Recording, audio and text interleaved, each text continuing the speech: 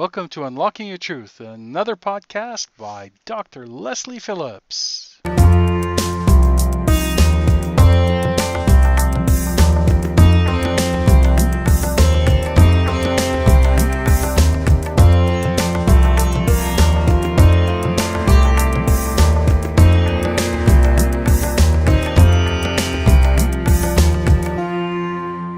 Hello everyone, welcome to Unlocking Your Truth with Dr. Leslie.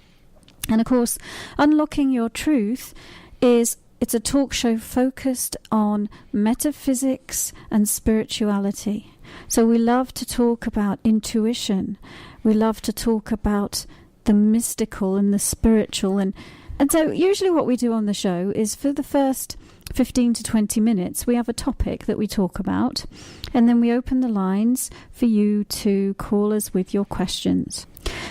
So the last Wednesday of every month, I do a free community event in Maple Ridge at a coffee shop called Bean Around Books. And we did one last week it's on at the last Wednesday of every month. It's completely free. Come along. It's like the radio show but in person. We talk about spiritual topics, and I usually ask people to put their questions into a box, and then we pick them out at random, and we try to get through all of them. So last week we had a lady who asked a question about the aura, about the human energy field that I didn't have time to get to. So I thought instead that we could do a show today all about the aura. Good question. It is, isn't it? It's an excellent question. What is it? An aura, the human energy field. It's basically a field of electromagnetic energy that surrounds you and everything else, actually. So everything has an electromagnetic energy field around it, whether it's a person, whether it's a plant, or whether it's an inanimate object. So in very simple terms, that's what it is. But it actually, in metaphysical terms, it's been called the fingerprint of God. And it is a bit like a fingerprint, because your aura, your energy field, is unique to you. Now, somebody's fingerprint more or less stays the same throughout their life. So you can recognize that person by their fingerprint. You can recognize a person by their aura or their energy field, except it doesn't stay the same for the whole of their life. Actually, it doesn't stay the same from one moment to the other, because you're actually processing your experiences, your life experiences, through your energy field. So some parts of it may stay the same, especially if there's areas of your life that you're stuck. But a lot of the time, it is in constant flux and constant change. Sometimes I get people who come up to me and they say, "What colour is my aura?" And of course, the answer is, you know what? It's not one single colour. It's many different colours, because there are many different aspects to you. There are many different vibrations going on in your life and in your energy field. So it's actually many colours. It's a rainbow of different colours, and they are constantly changing. So you're not red, you're not green. And if somebody reads your aura and tells you it's green, that doesn't mean, oh, my aura is green and for the rest of my life my aura is green. If you've ever seen any of those nature programs, like where they look at marine animals, there's some creatures called cuttlefish. Have you ever seen a cuttlefish, Corey? Yeah. They're very cute. They cuddle. They're a bit like squid, but not. Anyway, their skin is, I don't know what the term for it is, but it's changing colour all the time. It's like one of those 1970s lamps or lava lamps or something, but multicoloured and constantly changing. Well, the human energy field is a bit like that. And in fact, the display that they have on their skin, these cuttlefish, changes depending on whether they want to be seen or not seen, whether they're wanting to mate with another cuttlefish or hide behind a rock, right? It changes. It's just like your aura. It reflects the experiences that you're going through. So if you're very afraid, that will be reflected in your aura. If you're angry, I see red. That's a real thing. Anger is red, tends to be. So anything that you're going through, it's on display in your energy field. And of course, beyond that, beyond the everyday emotional ebbs and flows, it's a repository for your memories and your beliefs. So to an experienced intuitive who's able to see the human energy field, they're able to tune into little organized packages of electromagnetic energy that can look like symbols, they can look like pictures, like photographs, they can even look like little videos playing, and they are representative of what you believe to be true, and events that have happened to you in your life, and so on. Because that's what we tend to do. We go through our life experiences, and we will often capture the energy signature of that experience, and it's like, I'll put it in my pocket for future reference. I'll keep a hold of that. And sometimes that isn't always the best thing, because then what can happen is we limit ourselves by those little packages of electromagnetic energy and memories that we've saved. And another analogy I like to use when teaching about the aura is to talk about, it's like a window. So your aura is the window through which you look at the outside world, and it's also the window that the outside world looks at you. So if your window is clean, you'll have great clarity, and other people will be able to see you as you truly are. The more stuff that you've collected in your energy field, in a way, the dirtier your window, or at least there are some filters, like some curtains that you are looking out at the world through, and that the world is looking in at you through. And it makes the vision less clear, it makes it cloudy, and those filters are a metaphor for your beliefs. So if you believe that it's a scary world, and your filter is one of interacting with the world through fear, then that's a frequency that you're carrying in your aura. And as we've talked about a lot on the show, when we talk about the law of attraction and we talk about how like attracts like, whatever frequency you are is what you attract to yourself. So whatever you're carrying around in your aura or your energy field, all those different energy frequencies are like little beacons flashing out to the universe, attracting more of the same. So that brings me to my next question, which is, then why might you want to have somebody look at your aura for you? Another good question, Dr. Leslie. Do you have any questions about auras, by the way, Corey, before I talk about that? No, but I do have a comment. I was at an energy healing workshop once, and the gentleman that was giving the workshop was showing some unusual things, and some of them were machines, actually, and one of them was an actual aura reading machine. And it was kind of neat, and he played with the gentleman who created the machine had some people and put them into different mood states and things like that. And you can actually see their aura change color, change density. And certain people's auras were just very luminescent to begin with. So it gave us all a chance, for those of us who couldn't see auras, a chance to see auras. It was really quite interesting. It is interesting. It wasn't Kirlian photography then. It was some other technology. It was something different. Yeah. It was quite. It was actually quite cool. It was an actual aura reading, and he went to the extreme of actually even having people eat different foods. Right. And the foods made them feel different as well, like alcohol, coffee, things like that. When you're drunk, your aura spins around. Yeah. I can't read somebody who's had a few drinks because their aura isn't stable, it's spinning. Yeah. So that sensation you get when you're drunk and you're feeling dizzy is actually your aura spinning. Yeah.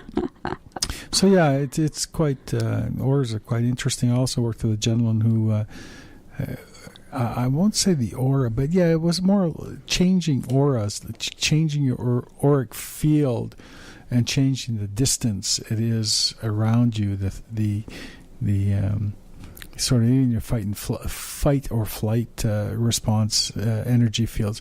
Energy fields are real. They're real things. And you can feel them when somebody, like when you're standing there and somebody comes a little too close to you, you just think they're getting too close to you. It's not because it's because they're getting too close, but it's because they're entering your electronic or your magnetic field or electromagnetic field, and they're actually breaking that wavelength. So that's what makes you feel uncomfortable, and it's at different densities and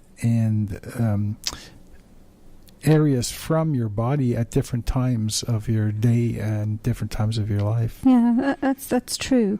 Yeah. People naturally, I teach people, when I teach a class on aura awareness, I teach them how to do that, because you can learn to consciously move your energy field closer to your body or further away.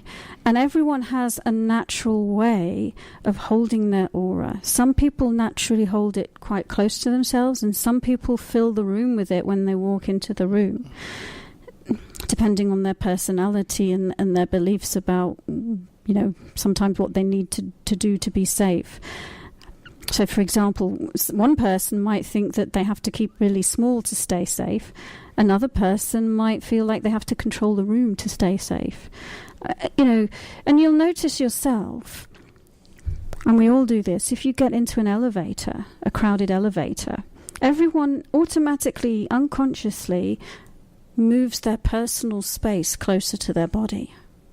Okay, just for exactly what Corey was talking about, because they want to remain comfortable, and because every time your energy field overlaps with the energy field of another person, you're not just experiencing your reality, but you're experiencing their reality as well. And so that's why we all suck it in when we get in an elevator. But you'll also notice, for example, if you're out for a walk in nature on your own, you'll just tend to relax, and your energy field will be quite wide around you. Okay, because there's no other human beings around. I used to do something when I used to events, and people would talk about auras and things like that, or people would be there, and somebody would make somebody feel uncomfortable, and on purpose, just making them feel uncomfortable. So what I would do is I'd go up and I would dance people around, because you can actually get good at it. You can find where their field irritates them, or not irritates them, but it affects them. And so you just dance them. You just play and get in that field. They move backwards and they move sideways and they move this way. And you just keep moving them around and moving them around. And it's hilarious, actually. I haven't done that in a long time because I'm such a nice person now, as opposed to being in sales. I was a salesperson most of my life. So I learned I learned a lot of this through just sheer experience, not necessarily knowing it was auras and things like that, but just understanding the human nature. Yeah. And the other thing is that depending on what culture you were brought up in, you'll have a different concept of personal space.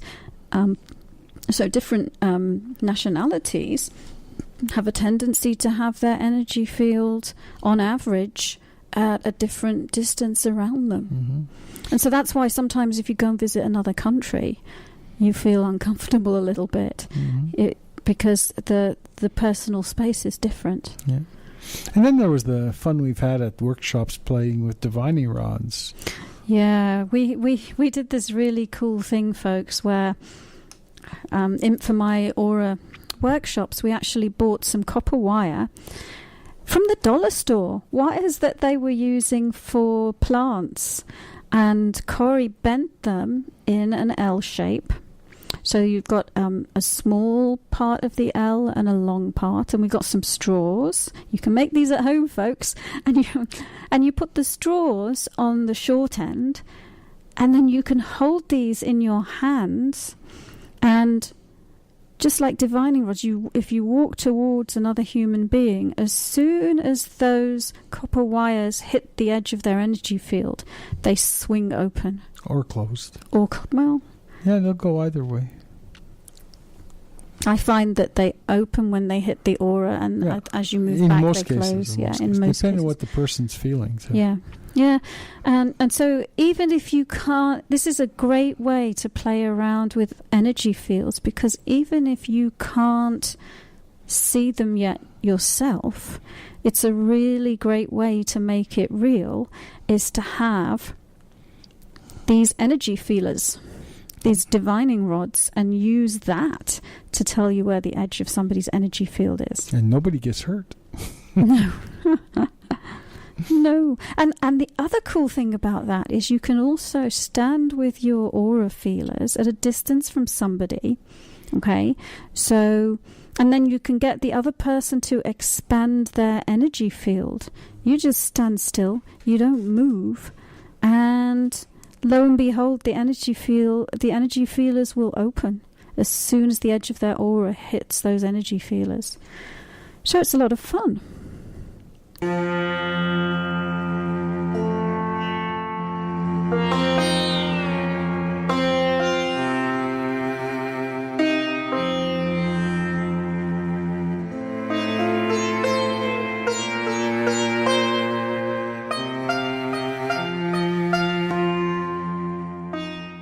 Hello everyone, welcome back to Unlocking Your Truth with Dr. Leslie.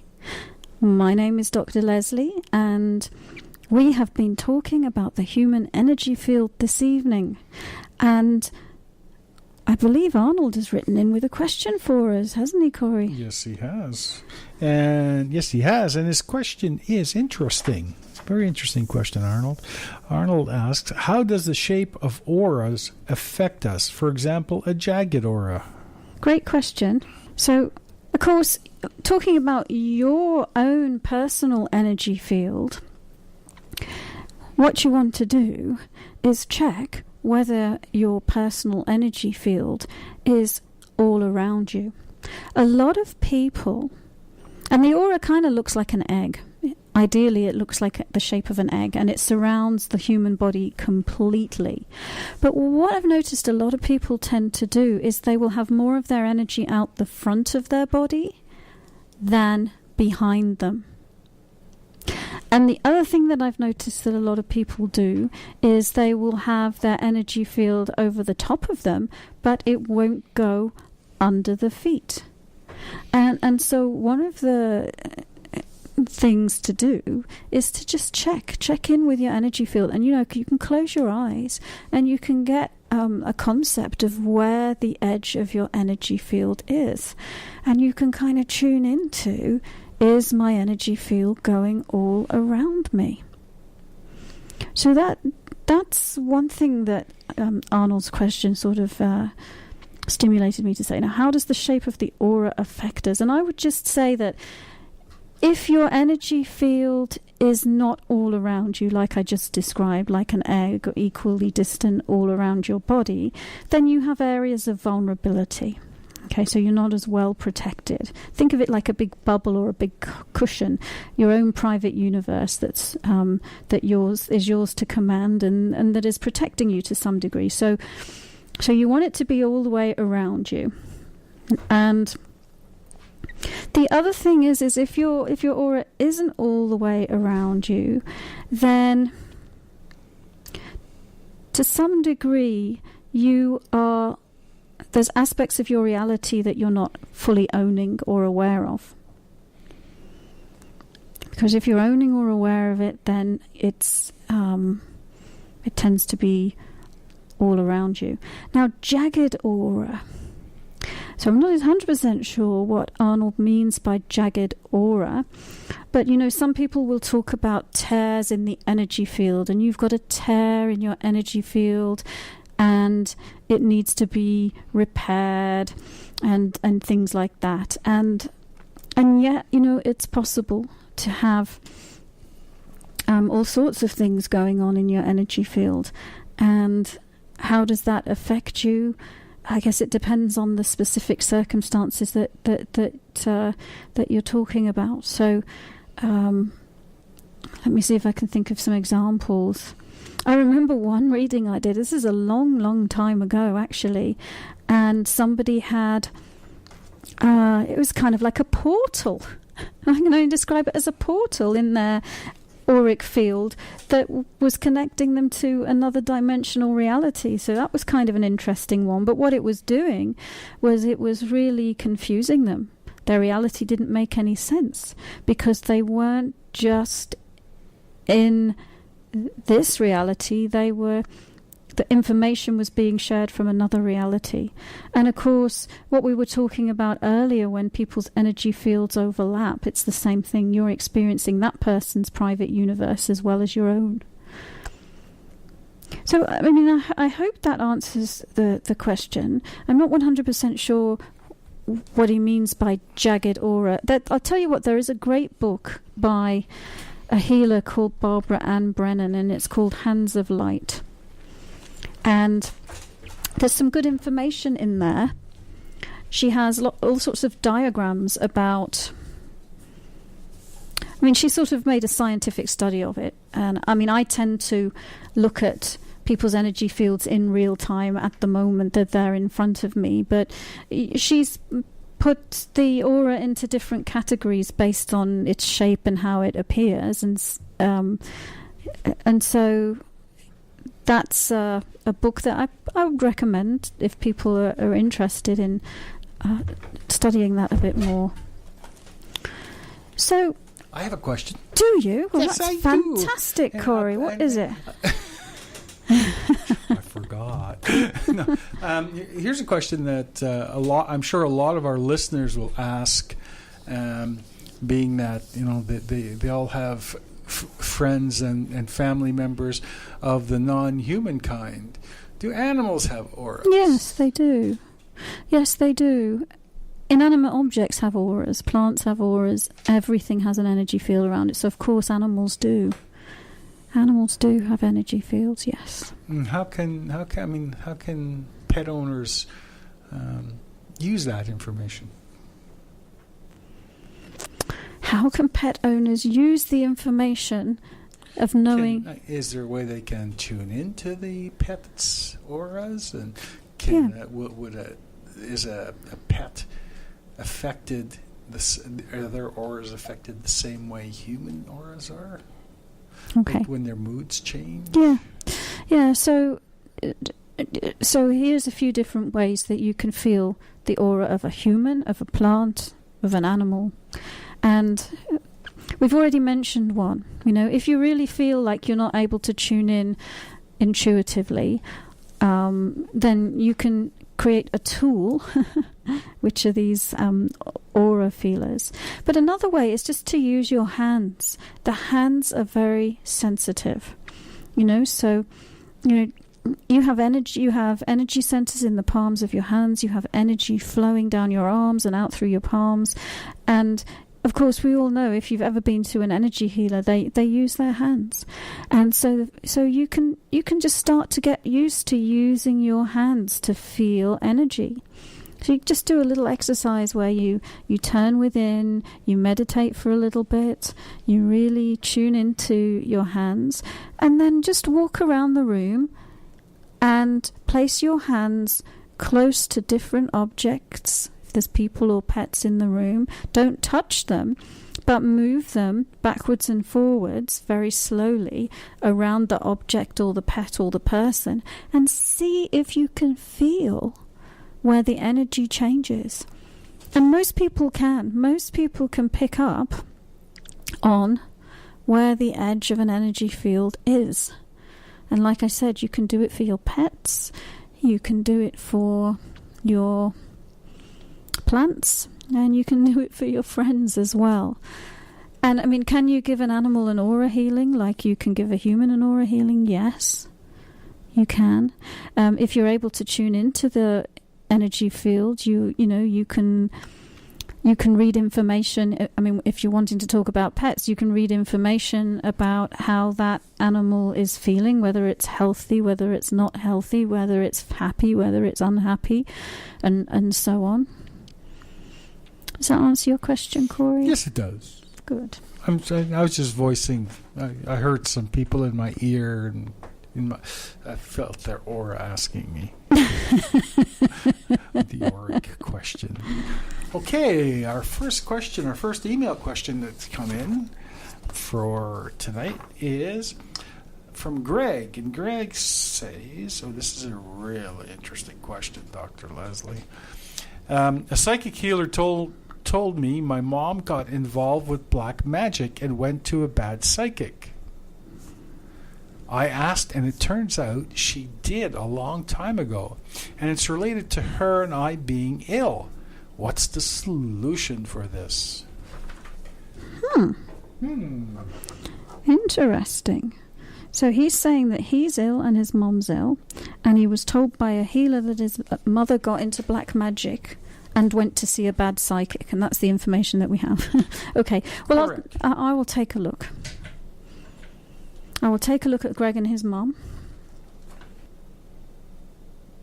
So the first thing I want to say, Greg, is I'd love if you were on the phone, because I'd want to ask you if your mother and you have the same illness, whether you're ill in the same way, because I wouldn't be surprised if you are, because what I'm seeing is that, we were talking about how people's energy fields overlap, and then one person will experience the reality of another person. I'm seeing that that's happening with you and your mum. And I'm actually seeing that your mum, your mum's energy is very much in your space. And so quite a lot of the time what you're experiencing is her reality as opposed to your reality. So that's the first thing that I'm seeing.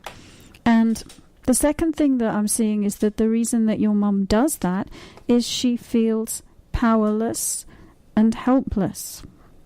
So she doesn't believe that she's powerful on her own. She doesn't believe that she can heal herself. And so because she feels powerless, she has a tendency to energetically cling on to others.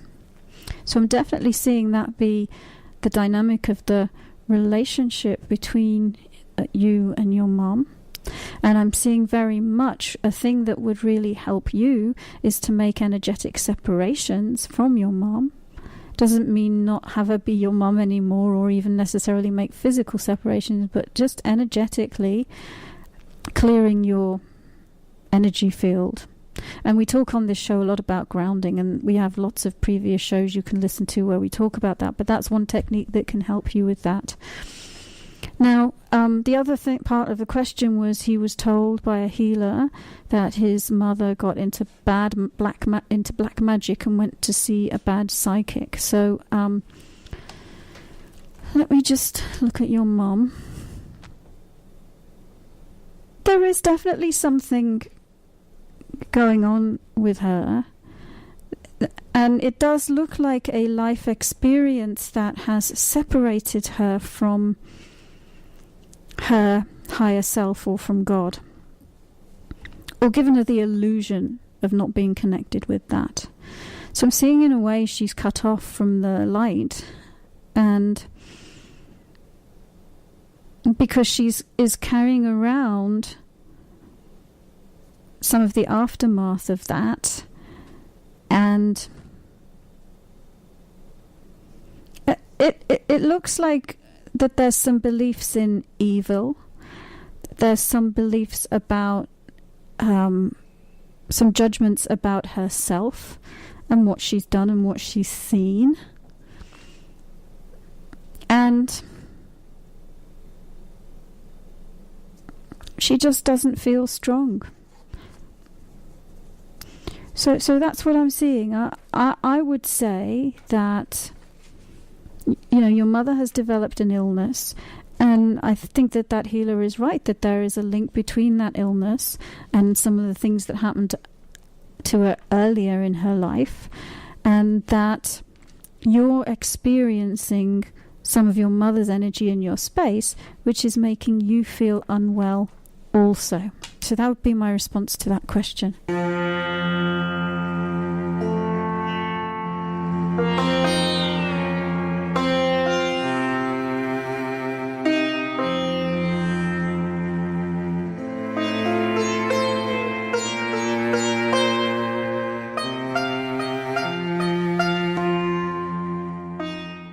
Welcome back, listeners. You are listening to Unlocking Your Truth with Dr. Leslie.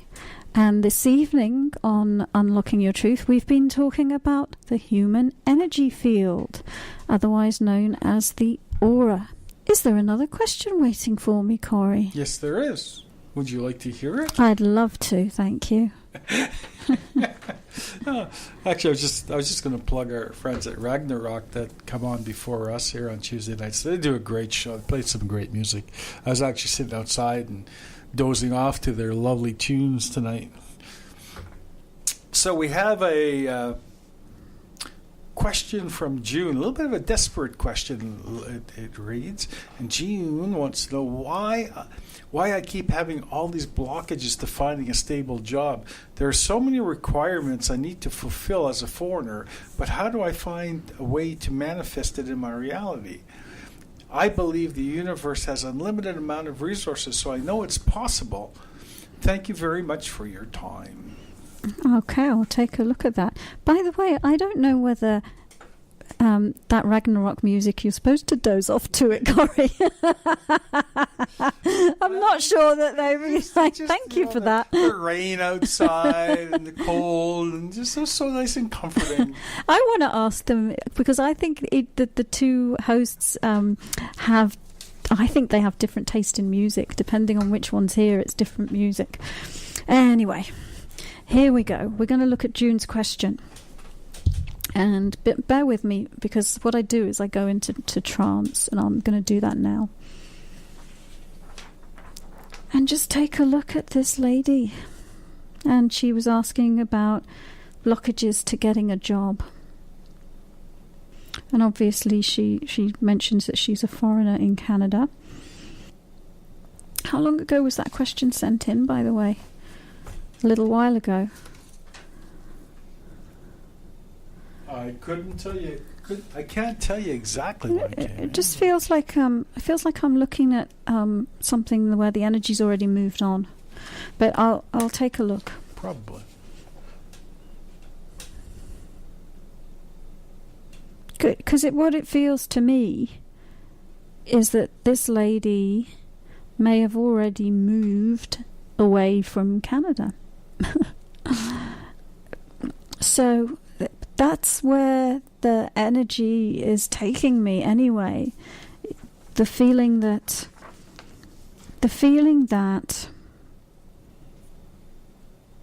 well, just like you said, that the world's your oyster, actually, that it's an unlimited universe, and it's possible for you to manifest a fabulous job for you.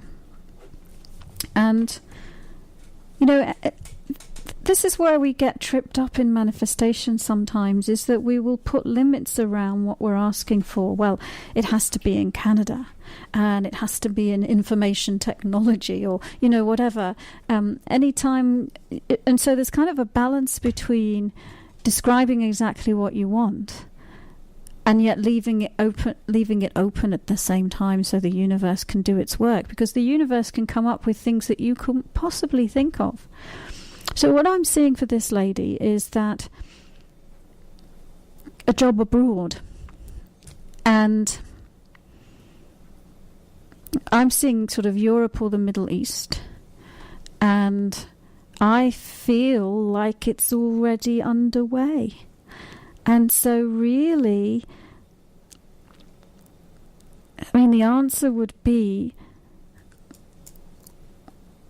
just opening up to the possibilities of the universe, and also dealing with reality. If you're, if you are a foreigner in Canada and you don't have a work visa, well, that is a limitation in this country. It's real. So, yeah, that's what I'm seeing, Corey. But I feel like that something's already happened with that question, and that she's moved on already. Okay. So I guess the universe is a little like Santa Claus. It brings you things you don't even know you want. In one way. You always get what you are. You always get what you're asking for. Whether you're conscious that you're asking for it or not is another thing. Okay, so I have a question from Janice. And Janice would like to know, what is my mock-up / manifestation for having a micromanaging boss? They're fun, aren't they, the micromanaging boss? That's me. Yeah. Well, I think for people, a lot of people go through a phase of that, especially when you're young and you're just starting out in your career, I think I did that at some point in the past as well, till I learned not to. Okay, well, let's take a look at this question. So, what's my mock-up? Why have I created, basically, having a micromanaging boss? Well, the spiritual answer is so that you've got someone that keeps coming and triggering your pain, so that you can recognize that you have pain stored within you, pay it attention, and clear it out of your system. So you've created it in your reality as part of a healing project, which is show me where my pain is stored. Because the boss comes along, looks over your shoulder, makes a comment about something that you've done or haven't done, you get lit up, and if you can be conscious enough, instead of to be triggered and react by that, and instead turn within and say, oh, you know what? My boss has just triggered my I'm not good enough belief. Well, thank you, micromanaging boss, because what you've done is you've made me aware that I still haven't cleared out all of my I'm not good enough belief. So I'll get to work on that right away, and I'm going to clear out more layers and levels of my I'm not good enough belief, so that next time you come along, I won't be quite so triggered. And if I am, I'll just thank you again, because I obviously still haven't got to the bottom of all of it. So I'm just seeing that for you, develop a practice of being very conscious about what's being triggered within you when you're interacting with this boss, and use it as a way of healing. And I'm seeing, actually, oddly enough, that this boss is paying you excessive attention for two reasons. One is they're tuning into your I'm not good enough beliefs and going, oh, this person thinks they're not good enough. I better check if they're good enough, right, in a subtle unconscious level. And then there's another part of them that actually genuinely wants to help you. So it's not all bad, in a way. Anyway, so that's my answer for Janice. By the way, Janice, don't verbalize some of that to your boss. That's inside voice. Refer them to the podcast. Yeah, that's inside voice. Just a recommendation. Okay, I have a question from Mary. Mary wants to know, and this is a very specific question, what's my next step in my spiritual journey? This is going to sound like a boring answer. Probably. Ground. Ground. Because what I'm seeing is that you have been in a growth cycle around a number of things. And one of them has been, let's call it a little bit of seeking, a little bit of spiritual seeking, a little bit of like finding and understanding myself on a deeper level. But more than that, it's been about what do I have that's unique to me where I can be of service in the world? And what it looks like to me is you found it. You kind of found it and you know what it is. And then you're going, well, now what do I do with it? But the analogy, the analogy is, it's sort of like, well, you found it, but you've not grounded it into your body and into physical reality yet. And so the next step is to get that grounded in. And then the more that you're living and breathing that new information, then the clearer it will become what you are to do with it. Now, I'm seeing that there are some clues for you if you look at your journey and some of the challenges that you've had to overcome. There are some clues for you about your purpose and where to take it. Because one of the things that I'm seeing is that there's definitely a vibration of being a healer, having some capabilities as a healer, and also as a communicator, and somebody who has overcome or been learning how to overcome their own limits to being able to clearly communicate about. Give me a moment.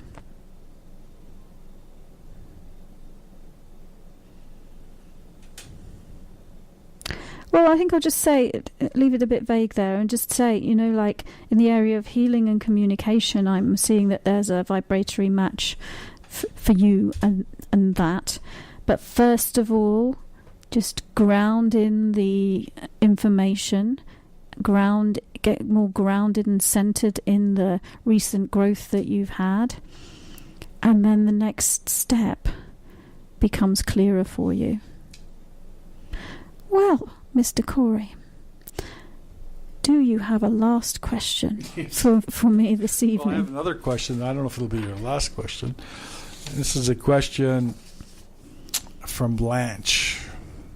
And Blanche wants to know. Nothing like taking responsibility on for your own life. Do I need to leave my husband? That's the whole question. Okie dokie. That's a bit of a doozy to end the show. Let's take a look. Well, I'm seeing definitely that you feel controlled by your husband. And I'm seeing that he is controlling. And, another case of one person's energy in the other person's space, attempting to control what they do. And I'm seeing the other thing is that he is recalcitrant to healing himself.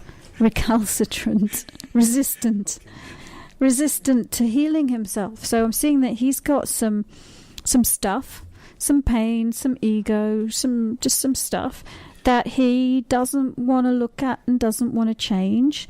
And I'm seeing that you do want to change, and you have been changing, and the more that you have changed, the further away your frequency gets from his frequency, and the more he tries to hold on to you and control you, and the more uncomfortable that you get.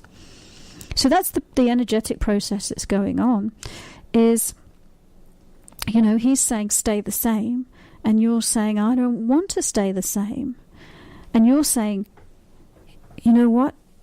If you want to come along with me, then change. And he's saying, I don't want to change. So that's what we have. It's kind of like, I don't know whether you call that checkmate or stalemate. Stalemate. You're changing, you want to change. He's not changing, he doesn't want to change. So does that mean that you should leave him? That's completely 100% your decision. At what point that becomes too much of a strain to continue to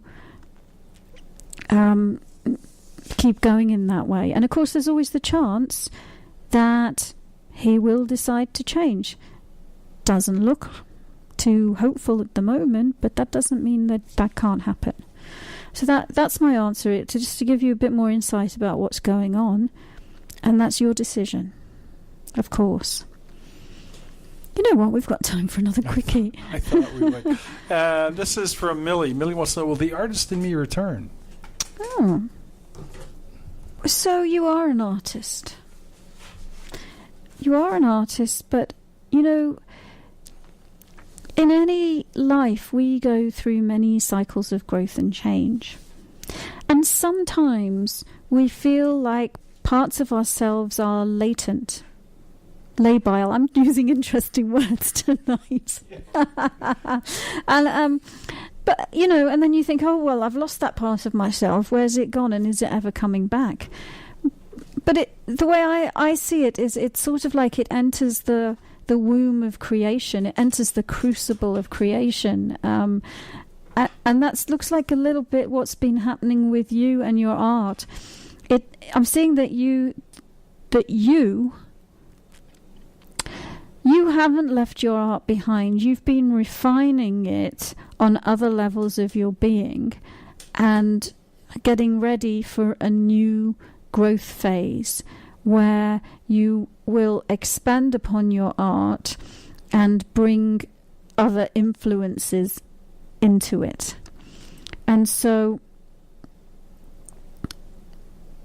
as with the other lady, I can't remember which one it was now, where I was saying you need to ground the changes in and embody the changes before you start to actualize the shift. I feel like the answer is the same for you, that, you know, it's connecting with that higher aspect of yourself that is the artist, and grounding that expanded version of you, the artist, into your being, so that you can start to actualize and manifest in physical reality. Now, I feel like there's something more to be said here, so give me a moment. What I want to say is let go of the past. Because it looks like one of the things that you do is you say, well, in the past, I was this great artist, and I did this, and I did that, and I had these achievements, and why can't I be like that anymore? So I'm seeing that is a limit that prevents you from moving forward. Thank you for joining us. You've been listening to another Unlocking Your Truth podcast by Dr. Leslie Phillips. For more information, go to our website at drlesleyphillips.com. That's drlesleyphillips.com, where you can ask questions or send her an email, and there's many free gifts on there for you as well. Come back again.